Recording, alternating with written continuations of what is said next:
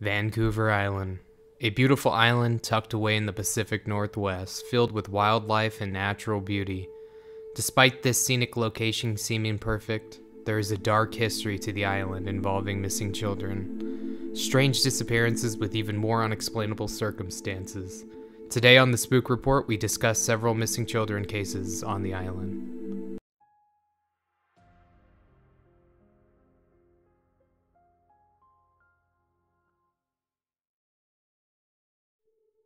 Vancouver Island, British Columbia, is a large island measuring 290 miles in length and 50 miles at its widest point. It is well known for its abundance of natural resources, from hunting and fishing to logging. It has the mildest climate in all of Canada. The majority of the island is wide open forest with a few settlements here and there. It's heavily populated with wildlife. The island has a strange statistical record when it comes to missing person cases. It's overwhelmingly weighted towards children. Most places, the statistics are weighted towards adults. Today we'll be looking at missing person cases involving children and 2 adults. I just wanted to take a moment before we begin in today's content and say thank you for all the support in the recent days with the return to YouTube after a large break. I really appreciate all of the returning viewers and new viewers. If you enjoy this content, you can help out by getting our stories out there by subscribing and letting me know how the video is doing by giving it a thumbs up or thumbs down. It allows me to make changes to make better content for you. I read every comment and try to reply to all as well. Again, thank you all. Let's begin our stories today. The Alma and Raymond Hall story. On June 9th, 1951, Alma Hall, age 28, and her son, Raymond Hall, age 6, would leave their small logging camp to visit Raymond's grandfather for the day. It was only a short hike away. They would make their way to the Nimkish River and hike towards a small waterfall in the area. Loggers that had been working in that area would report seeing Alma and Raymond near the waterfall. This would be the last time the two would ever be seen again. Glenn, the father, would come home later that day from working at the logging camp and notice that his wife and child were not home. He would contact the RCMP, the Royal Canadian Mounted Police, and a massive search would take place for the time, consisting of law enforcement, loggers, and woodsmen. The police would then focus their search on the rivers, checking from both sides, dragging it, looking for any sign of a body floating in the water or caught up in the logs. Now, the loggers, the woodsmen, and the search and rescue would focus in the woods and on the land while the police searched the river. The search would result in nothing ever found. Over the course of a week, no bodies would ever be recovered. It was as if both had vanished without a trace. 70 years later, there has never been any evidence found of the bodies or any clues as to what had happened to them on that day. The Kenneth Coon story. Kenneth Coon disappeared from his home without a trace on April 28, 1967 at the age of 5. Very limited information is available on this case, and in general, it is a very hard case to research. But what we do know is that there was 4 searches conducted for Kenneth. They searched the woods and the area around his home, as well as the bay not too far away. Now, with such little information, some might wonder why this case is being lumped into this video. Well, 1 week prior to Kenneth disappearing, a woman by the name Annie Puglis, age 43, would also disappear. She was directly across from the boys' home, and it was an extremely short distance between the houses and the time window in which they both disappeared. In both cases, they would have never been seen alive again or have their remains found. This follows a pattern in the area of people vanishing without any trace whatsoever within a short distance of a community, a home, with zero evidence or information explaining what may have happened.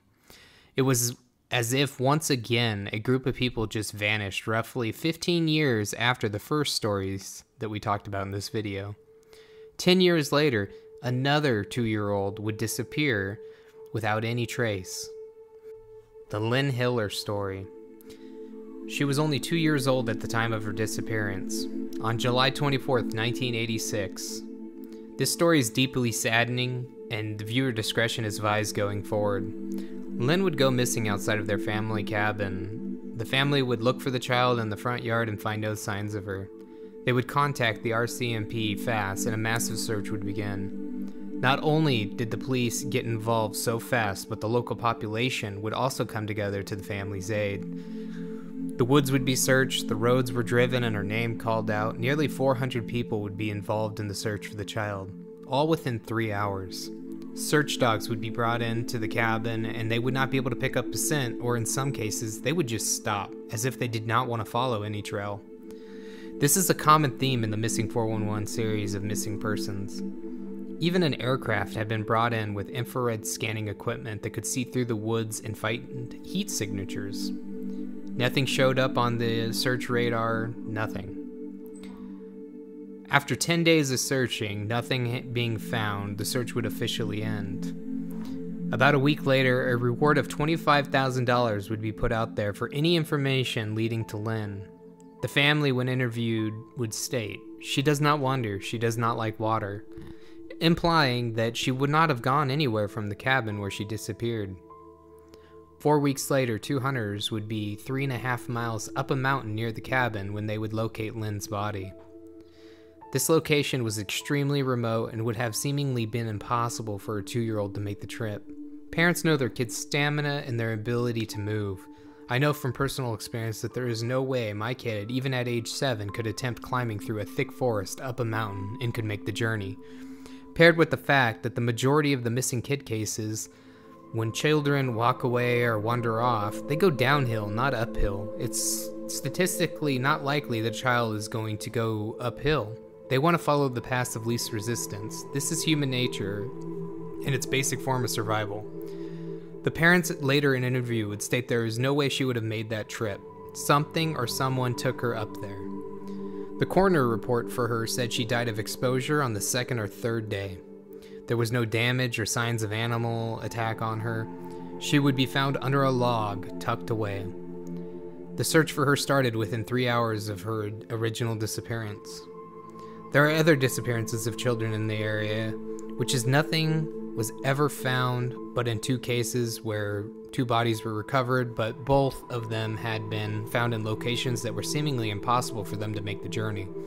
It is as if these children are being taken by something or someone and taken deep into the woods and left to die.